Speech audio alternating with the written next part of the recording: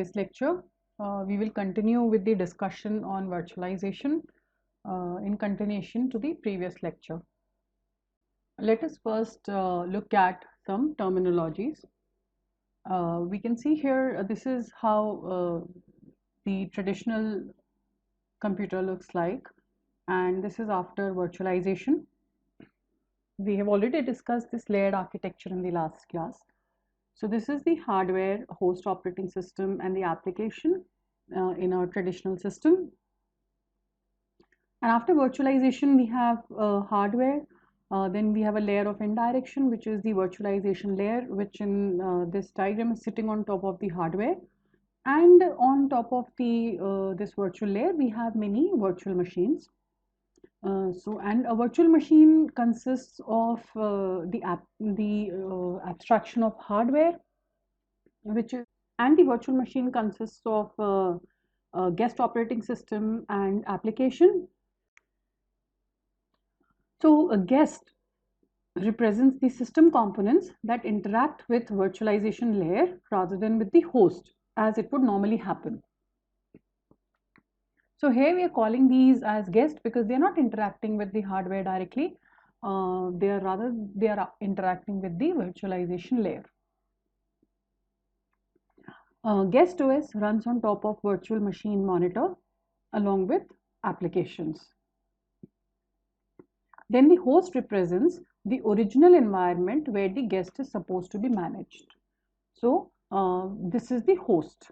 This is the host operating, this is the hardware and this is the host operating system. The virtualization layer is responsible for recreating the same or different environment where the guest will operate. So this environment which it creates can be same as that of an host environment, or it can be different.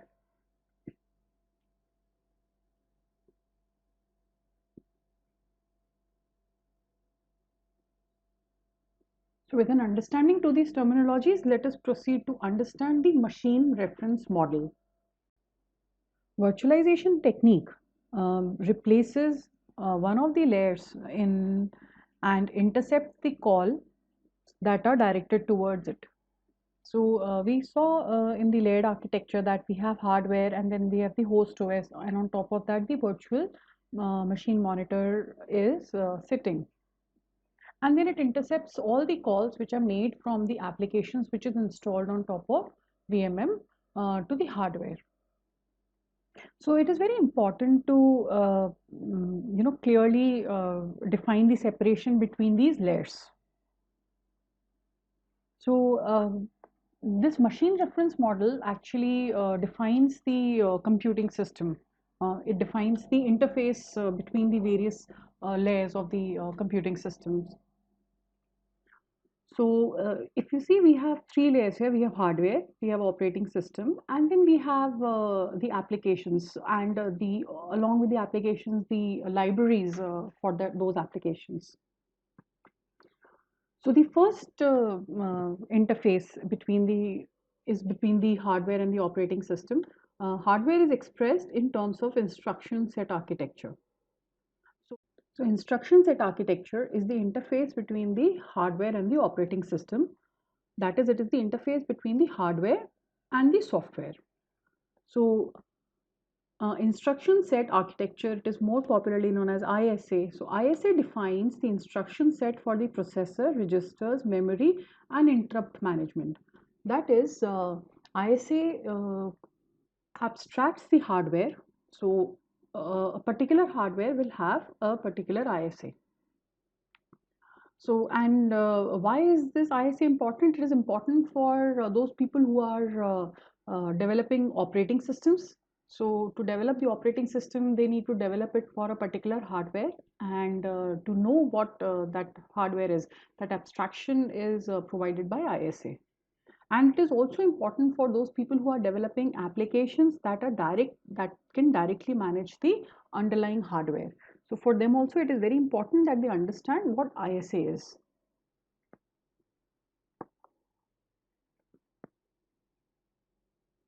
The next interface is between the operating system and the application and the libraries, it is called as application binary interface. So application binary interface separates the operating system layer from the application and libraries. So it covers details such as low-level data types, alignment, call conventions, and defines a format for executable programs. This interface is important because this interface will allow portability of applications and library across operating systems. So, but of course, those operating systems have to have same ABI, that is application binary interface. So, if these application and libraries, these have to be moved from one operating system to another operating system.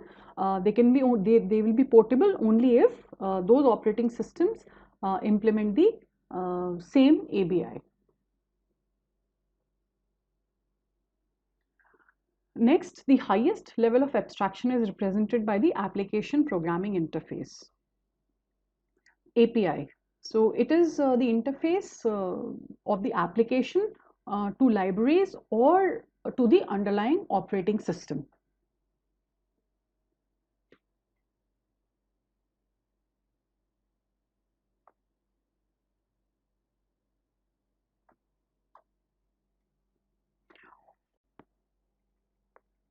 For any operation to be performed in the application level, all these three interfaces are responsible to make it happen. So the high level abstraction is converted to machine level instruction to perform actual operations supported by the processor. So this layered approach simplifies the development and implementation of computing system, multitasking, and coexistence of multiple executing environments.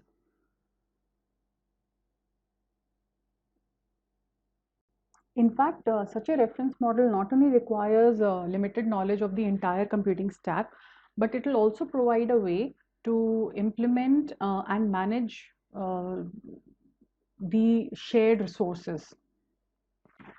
For this purpose, it is very important to know the instruction set that is exposed by the hardware. And such an instruction set has been divided into two classes. So, the first class is non-privileged instructions. The second class is privileged instructions. So non-privileged instructions are those instructions that can be used without interfering with other tasks because they do not access the shared resource. So example, all floating point instructions, fixed points instructions, arithmetic instructions. So all of these, they are non-privileged instructions and they can be used without interfering with other tasks. The second class of instruction is privileged instructions. They are executed under specific restrictions and are mostly used for sensitive operations which expose or modify the privileged state. So actually privileged instructions are those instructions that will alter the hardware or they operate on the input output ports of the hardware, for example Ethernet port. So the instructions which operate on the input output ports are called as behavior sensitive instructions, and the instructions which alter the state of the CPU registers is called as control sensitive instructions. Let us see what is security rings and privilege modes. So some type of architectures feature more than one class of privileged instructions. A possible implementation features a hierarchy of privilege in form of ring-based security. So let us look at this diagram here. So we have ring 0, ring 1, ring 2 and ring 3. So ring 0 is the most privileged mode. It is the supervisory mode. It is here where the privileged instructions will run. Whereas unprivileged instructions, that is the instructions which do not interfere with the hardware, they run in ring 3 and this mode is called as user mode. So we have supervisory mode. So privileged instructions run in supervisory mode, and then we have a user mode where non-privileged instructions run. There can be other they can be hierarchy. So we have so it's not a dual mode system. We can have multiple modes. So we can have ring 0, then you can have ring 1 and ring 2, where other operating levels of services can be installed. So ring 0 is the most privileged level. It is used by kernel of operating system. Kernel mode is basically the supervisory mode. Ring 1 and 2 are used by operating level services. So it may or may not be used. If they are not being used, then it is just a dual mode system with ring 0 and ring 3, that is the supervisory mode and the user mode.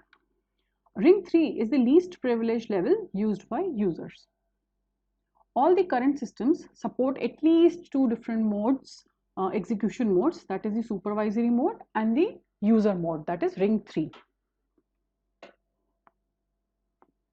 So let us look at the execution mode. So in supervisory mode, all instructions, privileged and non-privileged, can be executed without any instruction.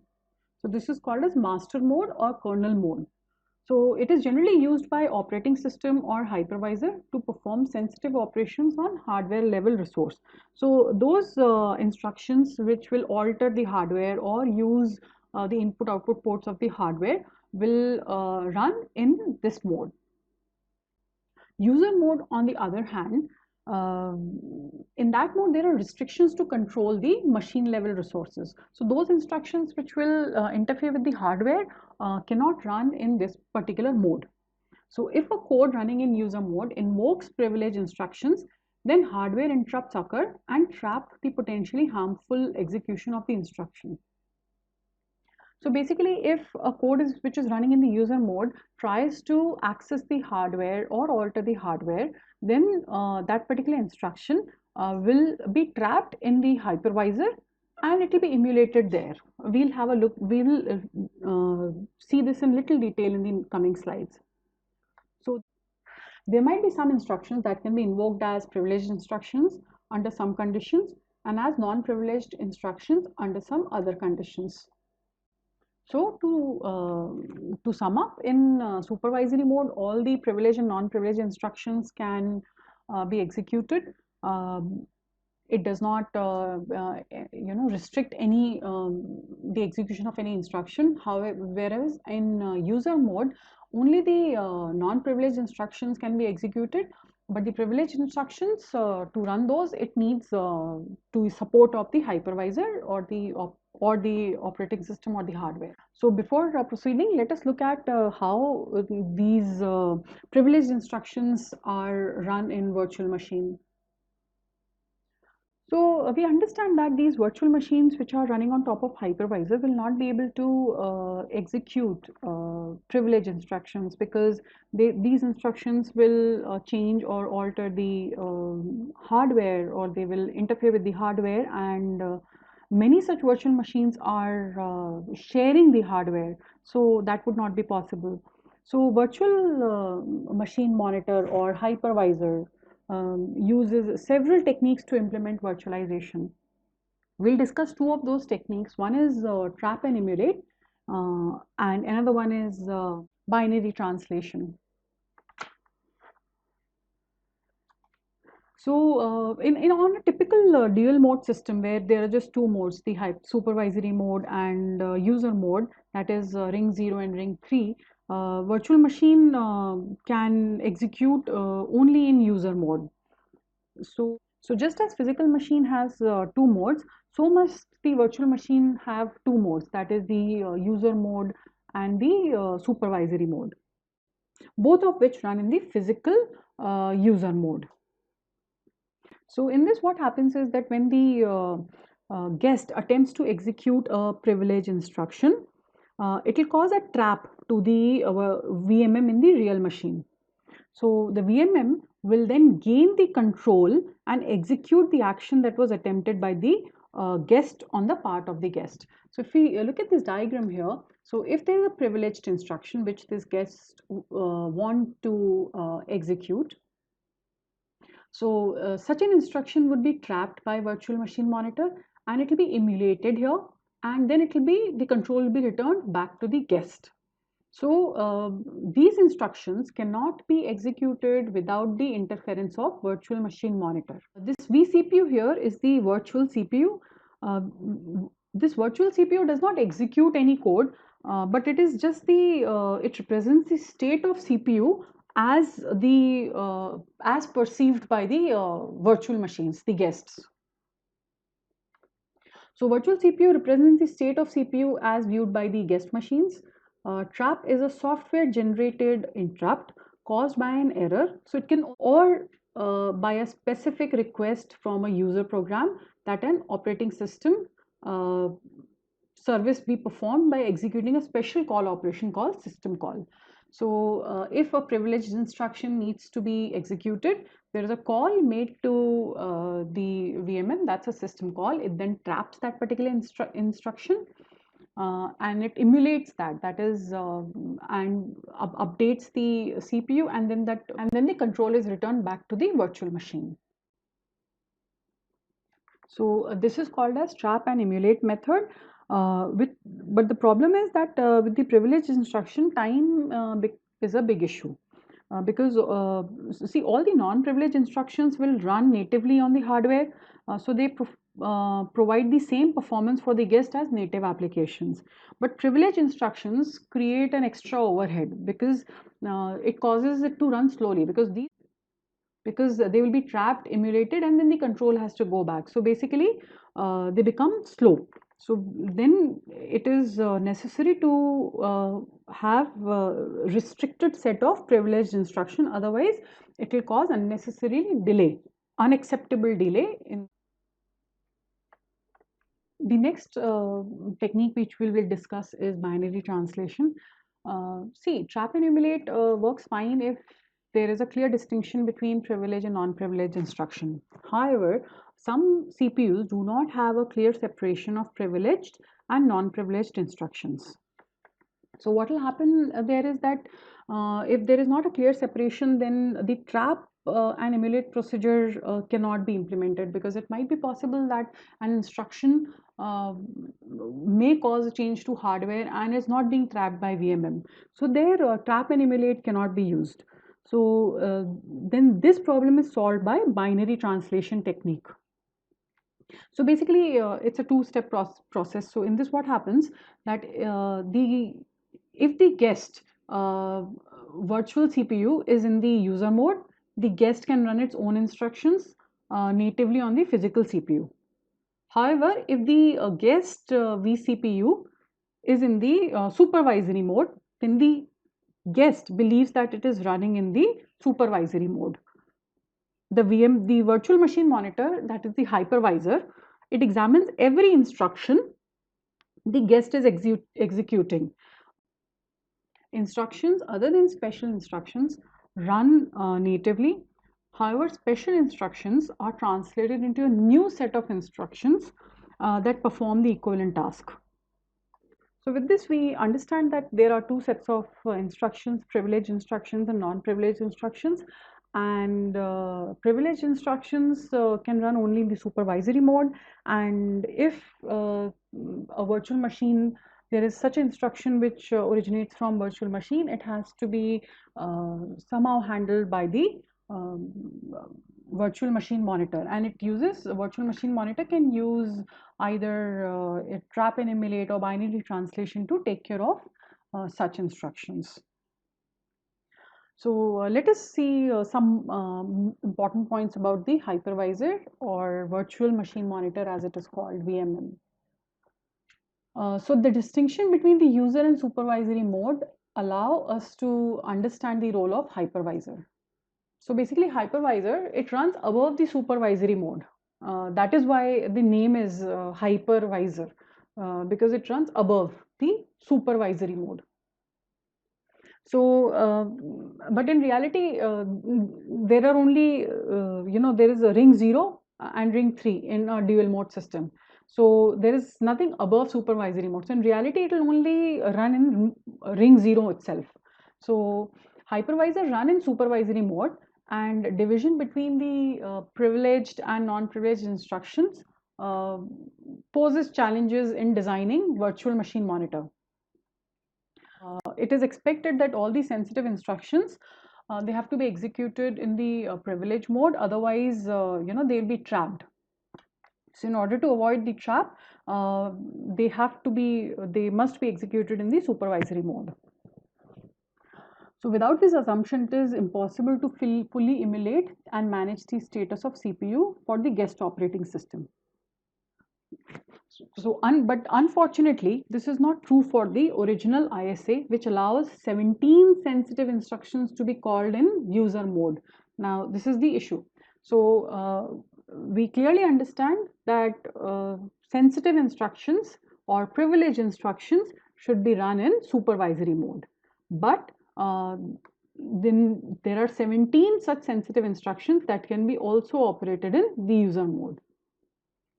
This prevents multiple operating systems managed by a single hypervisor to be isolated from each other, since they are able to access the privileged state of the processor and change it.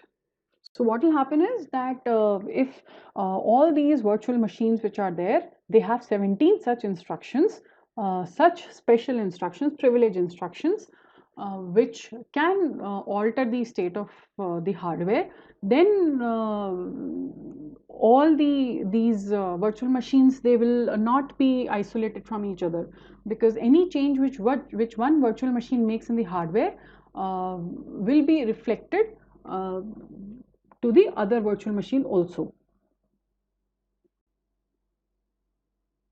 So it is expected that in a hypervisor managed environment, all the guest operating codes will be run in the user mode in order to prevent it from directly accessing the status of CPU. So whenever we have a virtualized system, it is expected that virtual machine works only in the user mode. And if there are some privilege instructions which these virtual machines need to implement, then it should be done via hypervisor. And because otherwise it will not be possible to completely isolate these virtual machines. So more recently, the implementation of ISA has solved this problem by redesigning such instructions as privileged ones. To summarize what we covered in this lecture, we saw the machine reference model, in which we saw that the layered architecture, we understood the interfaces between the different layers of a layered architecture of a computing system. So the interface between the hardware and the operating system is ISA, that is instruction set architecture. Then the interface between the operating system and the applications and libraries is called application binary interface, that is ABI. Then finally, the interface between the application libraries and the operating system is called application program interface, that is API. We also saw in this lecture that there are two kinds of instructions, which are privileged instructions and non-privileged instructions. Privileged instructions will always run in the supervisory mode, and non-privileged instructions will run in the user mode. If there are instructions which run in user mode and they are privileged instructions, then virtual machine monitor will have to manage these sensitive instructions, and they will have to be implemented as non-privileged instructions. We'll continue our discussion on virtualization in the next lecture.